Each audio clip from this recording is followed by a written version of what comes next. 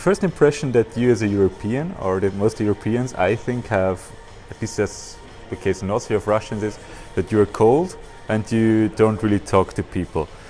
But if you go up to someone in Austria in the street, you ask them something, they are not going to smile at you and you'll be best friends right away. They're also going to have a look at you first, and if they think you're a nice person, then they're going to talk to you and be nice. And it's the same with Russians. And what happens then? Austrians still tend to be a little bit reserved. So there is a line between people you just kind of got acquainted with, and then there are your friends. And for Russians, I think sometimes this line is very, very blurry.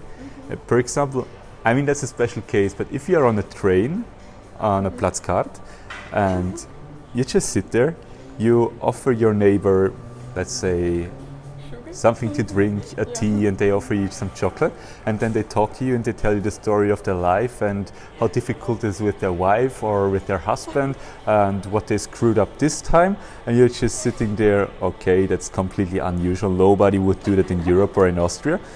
And then they leave at the next station and you're never going to see them again, and they could just talk about it and get this kind of luggage or baggage off their soul. And I think that's a great mindset. And something that's very refreshing, because you usually don't get that. Yeah, we don't like to pay to psychologists, so we use just use the train. And talking about people again, how do they perceive you? How people think, like when they get to know that you are foreigner, and especially probably Austrian, what did they do? Like, was they scared, or was they ignore you because you don't speak Russian? Okay, you speak Russian, but I mean not so well probably. Or they were, very interested in you. What did you feel? Any difference when it's very much depended on the person. So there were some that were very open, very receiving, and asked, where are you from, what are you doing, why are you in Russia, why are you even studying Russian, that's so hard, I would not do it if I had to. So basically questions that you asked in the beginning. And sometimes there are people, when you come to a group, especially when you come into a group, there is very often one person, maybe two people talking to you, and the others are just sitting there talking amongst each other, and they're always listening a little bit. And when they decide for themselves that you are a nice person and they might like you, they are going to start a conversation on their own and just ask you stuff. And it's kind of like getting into the group. So basically one of them is kind of the scout or interrogator. The police officer is asking the questions, and all the others are just sitting there and watching. And either you pass the test or you don't.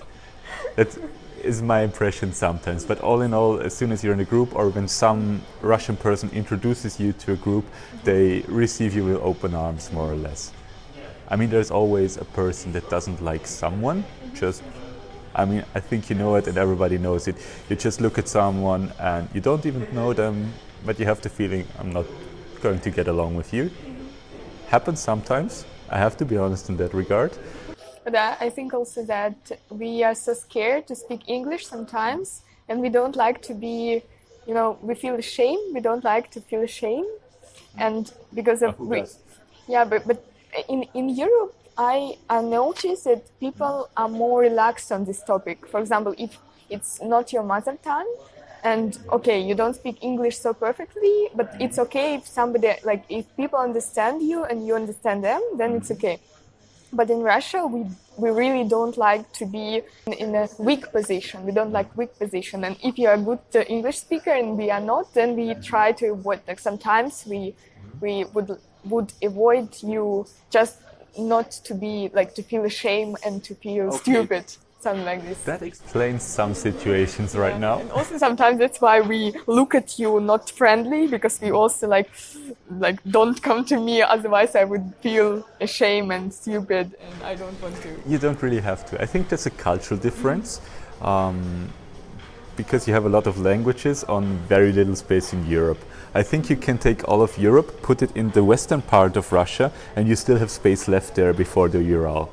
And for Russia, you go from Kaliningrad to Vladivostok and you still speak Russian, so you kind of don't need a language other than Russian to communicate with people.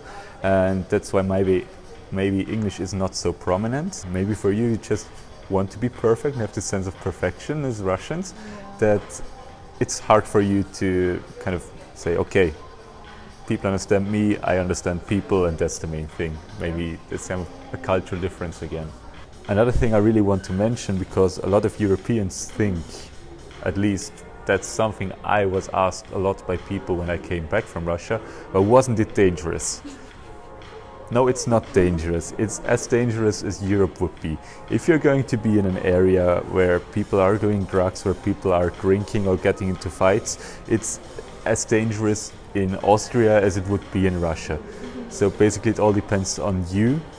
If you are kind of threatening people, pushing them around or whatever, and if you're not doing that, you're more or less fine. But you should be careful what you say about Russia, because as a foreigner in Russia, you can have your opinion about Russia, but you're not allowed to criticize Russia because you're not living here. You're just here for exchange. You're a guest, so be here, enjoy it.